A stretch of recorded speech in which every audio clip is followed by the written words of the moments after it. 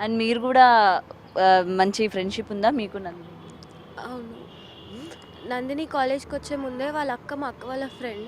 So, అలా కాలేజ్‌కొచ్చే ముందే నాకు కాల్ చేసి నోట్స్ అడిగింది. నేను నోట్స్ అన్ని షేర్ చేశాను తనొచ్చే ముందే. తను ఇలా ఏదో పని మీద రాలేదు. ఏదో రీజన్ తెలీదు. కానీ తను లేట్‌గా వచ్చింది కాలేజ్‌కి.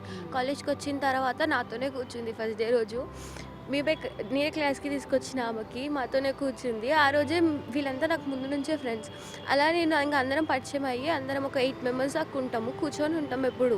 తను చాలా యాక్టివ్‌గా ఉంటది. ఎప్పుడు నవ్వుతూ ఉంటది. ఆమె చాలా అల్లరి. ఇంట్లో చిన్నపిల్ల అల్లరి లాగానే ఉంటది. ఇంట్లో ఆమెను ఎట్లా చూసుకున్నారో మేము కూడా ఆమెను అట్లనే చూసుకున్నాం.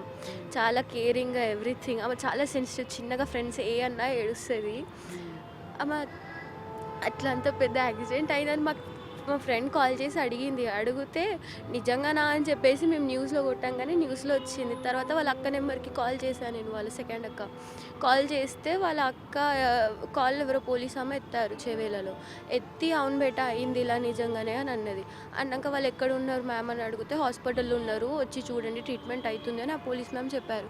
చెప్పిన తర్వాత ఇంకా మేము అప్పుడు వెళ్ళి ఎగ్జామ్ రాసి 10 మినిట్స్‌లో బయటికొచ్చాం. బయటికొచ్చాక మళ్ళీ నాకు కాల్ మాట్లాడేది లేకపోతే మా అక్క మాట్లాడింది ఆ పోలీస్ అమ్మతోని. మాట్లాడినాక ఇంకా లేరురా యాక్సిడెంట్ అయింది అక్కడనే అని చెప్పారు. మేము ఇంకా వెళ్ళిపోయినాం అప్పుడే. కానీ లాస్ట్ టైం కూడా చూడలేదు. సో, అంటే లాస్ట్ మీరు చూడ్డానికెళ్లారు. చివరి చూపు కూడా చూసుకోలేకపోయారా? ఎంత దూరం వెళ్ళాము, ఒక 10 మినిట్స్‌లో తీసుకెళ్ళిపోయారు. మళ్ళీ చీకటయింది అమ్మాయిలు చూడొద్దు అని. ఇంకా మమ్మల్ని అటు లోపలికి వెళ్ళనివ్వలేరు. సో, అంటే మీరు ఇట్లా వస్తున్నట్టు వాళ్ళ పేరెంట్స్‌కి అంటే అలాంటి కండిషన్‌లో చేయలేరు. బట్ ఏంటంటే చూడాలని గానీ, మేమొస్తున్నాము ఉంచండి అని గానీ రిక్వెస్ట్ చేయలేదా? అంటే పెద్దక్క వాళ్ళ ఫ్రెండ్స్ అక్కడనే ఉన్నారు. వాళ్ళు మా అక్క ఫ్రెండ్స్. అలా మేము కాల్ చేసి వస్తున్నాము అని చెప్పాము. కానీ ఇంకా చీకటయిపోయినాక చెయ్యొద్దు అని ఇంకా వాళ్ళు తీసుకెళ్ళిపోయారు. ఇంకా వాళ్ళని మనం ఏమనలేం. వాళ్ళు కూడా పొద్దున్నుంచి అట్లనే వాళ్ళు చూస్తూ ఉన్నారు. ఇంక మళ్ళీ వెళ్ళొద్దు అమ్మాయిలు అంటే ఇంక అక్కడే వాళ్ళ ఇంటి దగ్గరే ఆగిపోయాం మేము. ఓకే. సో, చివరి చూపు చూసుకోలేదని బాధపడుతున్నావు ఇందాక నుంచి. అసలు చూడలే. వెళ్ళేటప్పుడు కూడా ఊరికి నేను వెళ్ళొస్తా వచ్చినాక మనం రీల్స్ చేద్దాము అది ఇది అని చెప్పి వెళ్ళింది తను. ఓకే. మీరు మంచి రీల్స్ అవి చేస్తుండేనా?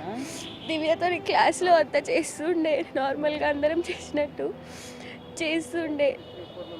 తనకి లైక్ ఉండే వచ్చినాక ఎగ్జామ్స్ అయిపోయాక మనం ఎంజాయ్ చేద్దామని. దివ్య అన్నట్టు వెళ్ళే ముందు చెప్పింది ఇదే లాస్ట్ టైం రా, తర్వాత నేను వెళ్ళను ఊరికి, ఇంకా ఉండి చదువుకుంటా, సీఏకి కూడా ప్రిపేర్ అవ్వాలి అని చెప్పింది. ఇదే లాస్ట్ టైం వెళ్తా అన్నది. ఇలా లాస్ట్ టైం అవుతదనుకోలేదు.